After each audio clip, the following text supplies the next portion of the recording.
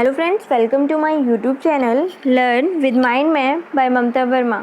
सो friends, आज वाली class के अंदर हम डिस्कशन करने वाले हैं कार्नेटिक की जो थर्ड वॉर हुई थी उसका क्या रीज़न था, और जो पहली दो वॉर्स के अंदर हमें देखने को मिला कि थर्ड वॉर भी सेम होगी।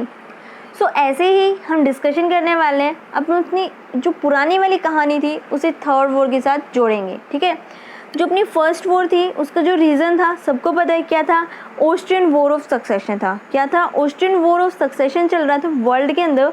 सो अगर वर्ल्ड के अंदर वॉर चल रही है तो इंडिया के अंदर भी उसका कुछ ना कुछ आपको देखने को मिलेगा ना।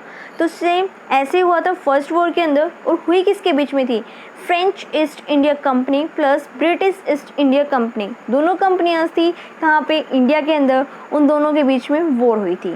तो फर्स्ट जो अपनी कार्नेटिक वॉर थी उसके अंदर आपकी फ्रेंच ईस्ट इंडिया कंपनी जो थी वो ग्रो कर गई थी, वो आपकी जीत जाती है। तो वहाँ पे क्या कर लेते हैं, उसके कुछ एरियाज़ को क्या करते हैं, कैप्चर कर लेते हैं। तो कार्नेटिक की जब सेकेंड वॉर होती है तो सेकेंड वॉर के अंदर क्या होता है, जो फ्रेंच ईस्ट इंडिया कंपनी थी वो डिफीट कर जाती है, और जो आपकी ब्रिटिश ईस्ट इंडिया कंपनी होती है वो क्या होते हैं, जीत जाती है।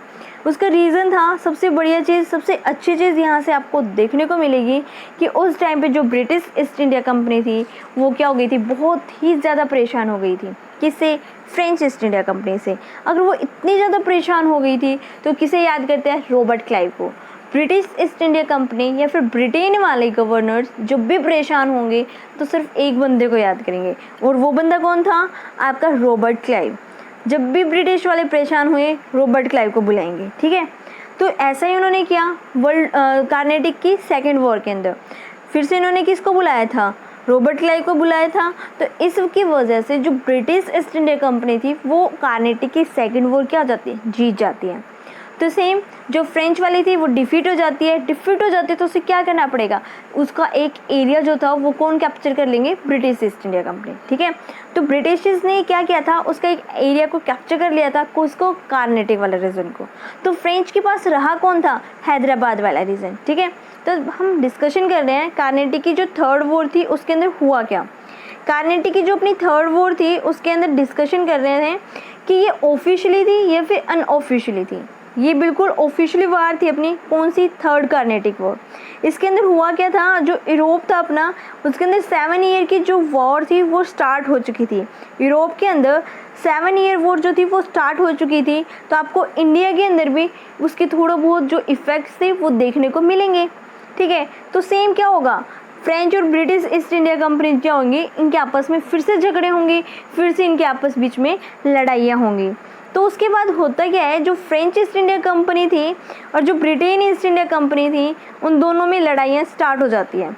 अगर लड़ाई स्टार्ट होगी तो क्या होएगी, फ्रेंच वाले क्या करेंगे, अपने जो एक अच्छे से गवर्नर को भेजेंगे कहाँ पे? इंडिया के अंदर। और क्या सोचेंगे कि कब की बार जो ब्रिटिश वाले हैं उनको उखाड़ के फेंकना, उनको बिल्कुल रिमूव कर देना है। कहाँ से? इंडिया से। सेम थे, फ्रेंच वालों ने सोचा कि रिमूव कर देंगे किसको? ब्रिटिश को। और उन्होंने क्या किया, उन्होंने अपने एक बहुत ही अच्छे गवर्नर को बुलाया जिसका नाम था कॉन्टे डी लैली। कॉन्टे डी लैली को इन्होंने बुलाया, किसने? फ्रेंच ईस्ट इंडिया कंपनी ने। और कहाँ भेज दिया? इंडिया के अंदर भेज दिया। ठीक है, तो जो कॉन्टे डी लैली था ये सबसे बढ़िया माना जाता था किस चीज़ में? तबाही के नाम पे। इसको तबाही का मसीहा भी बोल सकते हो आप सब। ठीक है, तो ये अटैक करता है सबसे पहले, जो कॉन्टे डी लैली था वो अटैक करता है सबसे पहले कहाँ पे? फोर्ट एस्टी डेविड के अंदर। ये कहाँ है? तमिलनाडु के अंदर है। कहाँ? ये तमिलनाडु के अंदर है। कौन सा? Fort St David. यहाँ पे क्या करता है, कॉन्टे डी लैली अटैक करता है और इसे कैप्चर करने की सोचता है। तो यहाँ से क्या हो जाता है, वो सक्सेस हो जाता है। यहाँ पे क्या हो जाता है, वो सक्सेस हो जाता है इसको जीतने में। उसके बाद क्या होता है, वो सेकेंड अटैक करता है कहाँ पे? मद्रास वाले रीजन के अंदर। वो सेकेंड अटैक करता है मद्रास पे। जब वो मद्रास पे अटैक करता है तो वो फेलियर ले लेता है। तो उसमें क्या हो जाता है, फेलियर हो जाता है, वो डिफीट कर जाता है। अगर कोई भी बंदा बार बार जीतता है और वो इसी नाम से जाना जाता है तो क्या, अगर वो फेल हो जाता है तो क्या हो जाएगा? फ्रस्ट्रेट हो जाएगा। ऐसे ही सेम क्या हो गया है, फ्रस्ट्रेटेड हो गया। फ्रस्ट्रेट होने के बाद इसने ज़िंदगी की सबसे बड़ी मिस्टेक कर दी। और वो मिस्टेक क्या थी, इसने बुशी को बुला लिया। बुशी कहाँ का कंट्रोल करता था, हैदराबाद वाले रीजन का। इसने क्या किया, बुशी को बुला लिया। किसने, कॉन्टे डी लैली ने बुशी को बुला लिया। कहाँ से, हैदराबाद से। तो अगर इसको हैदराबाद से बुलाया तो हैदराबाद वाले क्या हो जाएगी, पावर वीक हो जाएगी वहाँ की। अगर वहाँ का जो उनका, जब एक राजा ही उठ के बुला लिया इसने, तो क्या करेगा, वहाँ के जो दूसरे बंदे थे वो क्या हो जाएंगे, वीक हो जाएंगे, वो कुछ हैंडल नहीं कर पाएंगे। अगर वो वीक हो जाएंगे तो इसी चीज़ का फ़ायदा किसने उठाया, ब्रिटिशर्स ने उठाया। ब्रिटिशर्स ने देखा कि हैदराबाद के अंदर जो बुशी था, जो उसका कंट्रोल लिए हुए था, उसको उन्होंने बुला लिया। किसने, बुशी ने। तो ब्रिटिशर्स देख रहे थे और उसने अटैक कर दिया। कहाँ पे, हैदराबाद के अंदर। हैदराबाद के अंदर उसने जैसे ही अटैक करता है तो वो नॉर्दर्न सरकार्स वाला जो रीजन होता है हैदराबाद के अंदर, उसको कैप्चर कर लेते हैं। क्या करते हैं, उस जो आपका नॉर्थन सरकार्स वाला रीजन था उसको क्या कर लेते हैं, कैप्चर कर लेते हैं। यहाँ पे क्या हुआ, जीत गए कौन, ब्रिटिशर्स जीत गए और कॉन्टे डी लैली जो था वो हार जाते हैं। ठीक है, उसके बाद क्या होता है, लेकिन फिर भी जो ये बंदा था ना कॉन्टे डी लैली, ये हार नहीं मानता। ये अपने आखिरी दम तक लड़ता है। किसके साथ, ब्रिटिशर्स के साथ। उसने क्या किया, he continue battle, defeat badly in battle one डिवोर्स 760 के अंदर। ये क्या करता है, ये हार नहीं मानता, लेकिन बुरी तरह से हारता है। कब, वॉन डिवॉर्स के युद्ध के अंदर। कब हुआ था, 1760 के अंदर। वॉन डिवॉर्स का युद्ध हुआ था 1760 के अंदर, जिसके अंदर कॉन्टे डी लैली बोल सकते हो, या फिर फ्रेंचेस जो थे वो बुरी तरह से हार जाते हैं। अगर वो हार जाते हैं वॉन डिवॉर्स का युद्ध, तो क्या हो जाता है, ब्रिटिशर्स कैप्चर कर लेते हैं क्या, उनके पांडिचेरी वाले रीजन्स को। अगर वो पांडिचेरी वाले रीजन्स को कैप्चर कर लेते हैं तो ये ऑफिशियली वॉर एंड हो जाती है। और साथ में क्या करेंगे, एक ट्रीटी को साइन कर देंगे। क्या करेंगे, एक ट्रीटी को साइन कर देंगे। उस ट्रीटी को क्या बोला था, ट्रीटी ऑफ पेरिस। ऑफिशियली क्या हो जाती है, एंड हो जाती है वॉर, और क्या हो जाती है, ट्रीटी ऑफ पेरिस यहाँ पे साइन किया जाता है। बट जो फ्रेंच ईस्ट इंडिया कंपनी थी वो क्या हो जाता है, उनका जो एम्परर बनाने का जो सपना था, जो उनका ड्रीम था, वो क्या हो जाता है, टूट जाता है। और वो बड़ा सा सेट सा फेस बना लेते हैं कि भी अब हम तो गए। क्योंकि उनके पास क्या था, एक ही रीज़न था जो कि सबसे स्ट्रॉन्ग बेस था। कौन था, पौंडीचेरी वाला रीजन जगह पे था। तो जो ब्रिटिशर्स थे वो क्या होंगे, बहुत खुश हुए, क्योंकि जो कार्नेटी की जो थर्ड वॉर थी वहाँ पे उन्होंने फ्रेंच ईस्ट इंडिया कंपनी का पत्ता साफ कर दिया और जो अपना जो ध्वज था, जो अपना परचम था, वो लहरा लिया था। ठीक है, तो ब्रिटिश ईस्ट इंडिया कंपनी क्या होगी, बहुत खुश हो जाएगी। बहुत खुश हो जाएगी तो क्या होगा, अब जो इंडिया के अंदर जो दो कंपनियां थी वो एक बच गई ना, एक रह गई। कौन सी थी, वो थी British east India company. French वालों से इन्होंने ऑफिशियली ले लेते हैं कि भाई आप यहाँ पे क्या करोगे, अब यहाँ पे आप एम्परर बनाने का जो सपना है, जो आपका ड्रीम है, वो आप नहीं देखोगे और ना आप उसे पूरा कर पाओगे। तो ब्रिटिश इसको मोनोपोली बन जाते हैं, वो अकेले बन जाते हैं इंडिया के अंदर, जो कि यहाँ पे क्या करेंगे, एम्परर को बनाएंगे। ठीक है, तो क्या होंगे, खुश होंगे, सीधी सी बात है। आपको क्या पता चला, जो फ्रेंच और वर्सेस ब्रिटिश की जो लड़ाई थी, कौन सी, कार्नेटिक की थर्ड वॉर थी, उसके अंदर क्या पता चलता है कि जो फ्रेंच वाले थे वो ब्रिटिश को रिमूव करने का सपना तो देख लेते हैं। क्या करते हैं, ब्रिटिश को रिमूव करने का सपना देखते हैं और किससे बुलाते हैं, कॉन्टे डी लैली को बुलाते हैं। कॉन्टे डी लैली सबसे बुरा बंदा था, सबसे तबाही वाला बंदा था, इसको तबाही का मसीहा कहा जाता था। ठीक है, ये करता क्या है, ये अटैक करता है कहाँ पे, इनके तमिलनाडु में एक फोर्ट था, वहाँ पे क्या हो जाता है, जीत जाता है। ये क्या बन जाता है, जीत जाता है और वहाँ से क्या करता है, कैप्चर करता है चीज़ को। उसके बाद ये क्या करता है, मद्रास वाले रीजन में अटैक करता है, जो कि इनका क्या था, वहाँ पे इन्होंने अपनी क्या बना रखा था, फोर्ट बना रखा था। यहाँ पे क्या करते थे, ट्रेड करते थे। वहाँ भी क्या हो जाता है, वहाँ क्या हो जाता है, फेलियर हो जाता है। फेलियर होने की वजह से बंदा फ्रस्ट्रेटेड हो जाता है और ये ज़िंदगी की सबसे बड़ी मिस्टेक करता है, बुशी को अपने पास बुला लेता है। बुशी कहाँ का करता था, बुशी हैदराबाद को कंट्रोल करता था। हैदराबाद का कंट्रोल जैसे ही वीक पड़ता है, ब्रिटिशर्स अटैक कर देते हैं और उसे कैप्चर कर लेते हैं। किसको, नॉर्थन सरकार्स वाले रीजन को। ठीक है, तो बुशी क्या होता है, बुशी तब भी हार नहीं मानता, लेकिन बहुत बुरी तरह से हार जाते हैं। कब, वन डिवोर्स के युद्ध के अंदर। कब हुआ था, 1760 के अंदर क्या हुआ था, वन डिवोर्स का युद्ध हुआ था। तो ब्रिटिशर्स क्या कर लेते हैं, इनका जो सेटलमेंट था, जो इनका बहुत ही अच्छा बेस था, कौन सा, पौंडीचेरी वाला, और सिर्फ एक ही बेस था इनका, ज़्यादा नहीं बनाया इन्होंने, एक ही बनाया, जिसकी वजह से ये सबसे बड़ी मिस्टेक कर रहे थे। और ब्रिटिशर्स क्या करते हैं, उसे कैप्चर कर लेते हैं।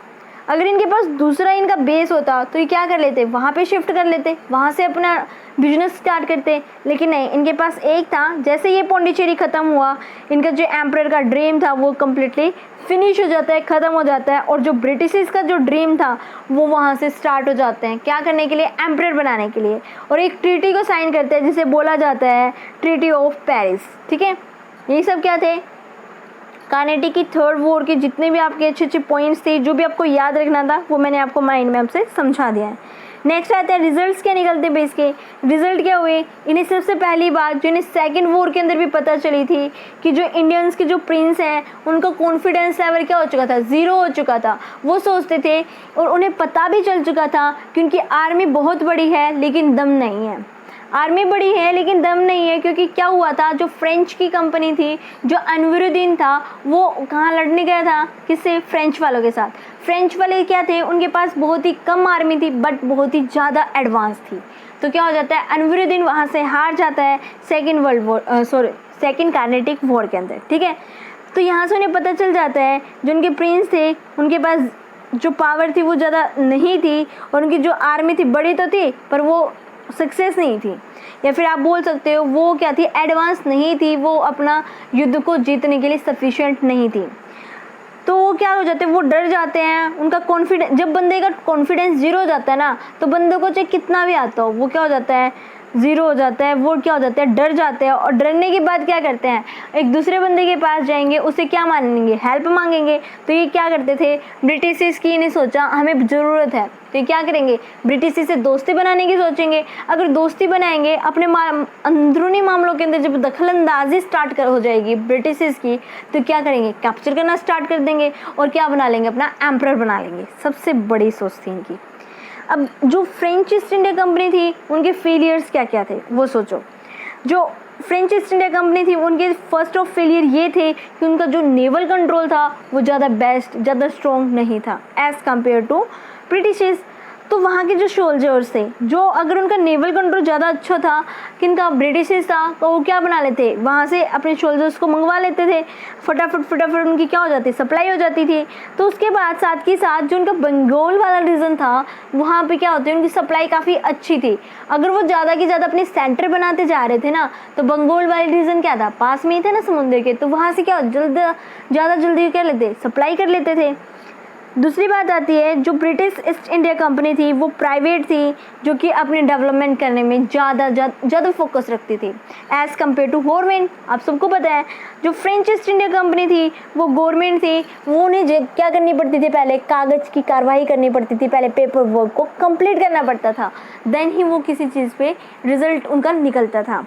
ठीक है, अब कोई भी प्राइवेट चीज़ है, प्राइवेट वाले क्या सोचेंगे, अपनी जो एम्परर है उसको बढ़ाने की सोचेंगे, अपना जो बिजनेस है उसे ग्रो करने की सोचेंगे, चाहे उन्हें कितना भी कुछ करना पड़ जाए। लेकिन जो गवर्नमेंट वाले होते हैं वो बीच में, मतलब उनकी जो पेपर वर्क है ना वो ज़्यादा जल्दी कंप्लीट नहीं होता, और बीच में कुछ ना कुछ कार्रवाई होती रहती है। उसके बाद आता है जो ब्रिटिश थे, उनके 3 ऐसे सेंटर थे जो कि काफ़ी स्ट्रॉन्ग थे। 3 सेंटर कौन से थे, एक फर्स्ट ऑफ ऑल उन्होंने बनाया था कहाँ पे, जो उनके 3 सेंटर्स थे वो थे मद्रास, कलकत्ता और बॉम्बे। अब आपको पता है सूरत के अंदर इन्होंने फर्स्ट फैक्ट्री लगाई थी, और मद्रास, कलकत्ता और बॉम्बे वाले रीजन्स जो थे वो इनके काफ़ी स्ट्रॉन्ग थे। Then other French East India Company, इनका सिर्फ पौंडीचेरी वाला रीजन ही सबसे खास था, सबसे इनका क्या था, स्ट्रॉन्ग बेस था, और यही पहला था और यही अंतिम था। ठीक है, तो नेक्स्ट आता है जो ब्रिटिश ईस्ट इंडिया कंपनी थी, उसके पास 2 ऐसे चालाक बंदे थे जो उन्हें किसी भी सिचुएशन से बाहर निकाल सकते थे। एक तो था लॉरेंस और दूसरा था रॉबर्ट क्लाइव। रॉबर्ट क्लाइव के बारे में आप सब जानने ही लगे होंगे, क्योंकि जब भी ब्रिटिश पे कोई भी आफत आएगी, कोई भी मुश्किल आएगी, कोई भी उन्हें परेशान करेगा, तो किसे याद करते हैं, रॉबर्ट क्लाइव को, उस अंकल को याद करेंगे। ठीक है, देन आते फ्रेंच के पास कौन था, लिली था, कौन सा, कॉन्टे डी लेली बेचारा अकेला ऐसा बंदा था जो उसको वहाँ पे कंट्रोल करके बैठा था। अब वो बंदा जब फ्रस्ट्रेट हो जाता है और वो डिसीजन गलत ले लेता है, तो कोई दूसरा बंदा उसके पास नहीं था उसे सपोर्ट करने के लिए। तो ये भी उनके क्या थे, बहुत बड़े रीजंस थे फ्रेंच ईस्ट इंडिया कंपनी के पास डिफीट होने के। तो यहाँ से क्या होता है, यहाँ से आपको पता चला होगा कि जो बैटल ऑफ प्लासी था, यहाँ से एक चीज़ और आई थी कि जब ये बंगाल वाले रीजन में जाते हैं तो यहाँ पे इनका एक बैटल ऑफ प्लासी भी होता है। बैटल ऑफ प्लासी कब हुआ था ये आपको कमेंट सेक्शन के अंदर बताना है। और उसके बाद ही जो बंगाल वाला रीजन है वो उनका काफ़ी स्ट्रॉन्ग हो गया था, ठीक है।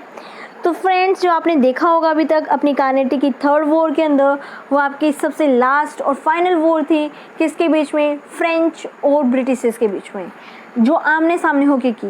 देन उसके बाद भी आपको बहुत सारी ऐसी चीज़ें देखने को मिलेंगी जिसमें फ्रेंच वाले इन्वॉल्व होंगे बट सामने आके नहीं लड़ सकते, क्योंकि क्या हो चुकी, ट्रीटी ऑफ पेरिस साइन कर चुके हैं बंदे, ठीक है। यहाँ तक आपको सब अच्छे से समझ में आ ही चुका होगा। अगर आपको डाउट है कहीं भी तो आप कमेंट सेक्शन के अंदर ज़रूर बताइएगा।